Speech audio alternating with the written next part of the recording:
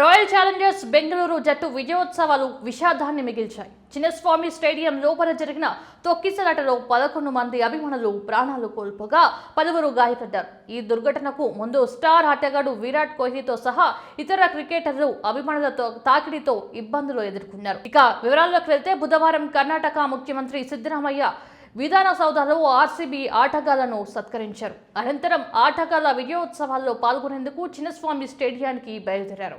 అయితే విధాన సౌధ నుంచి వారు బయటకు వస్తున్న సమయంలో వేలాదిగా తరలివచ్చిన అభిమానులు వారిని చుట్టుముట్టారు. ముఖ్యంగా విరాట్ కోహ్లీని చూసేందుకు అభిమానులు ఒక్కసారిగా దూసుకురావడంతో పరిస్థితి అదుపు తప్పింది. ఆ సమయంలో పోలీసులు కూడా భారీగా తరలివచ్చిన అభిమానులను నియంత్రించలేకపోయారు. దీనికి తోడు వర్షం కురుస్తుండటంతో ఆటగాళ్లను సురక్షితంగా స్టేడియానికి తరలించడం పోలీసులకు కత్తి మీద సాములా మారింది.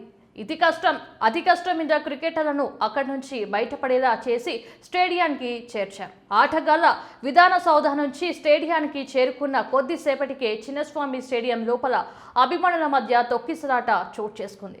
విధాన సౌధ వద్ద విరాట్ కోహ్లీ అభిమానుల మధ్య నుంచి అతి కష్టం మీద బయటపడుతున్న దృశ్యాలు ప్రస్తుతం సామాజిక మాధ్యమాల్లో వైరల్ అవుతున్నాయి.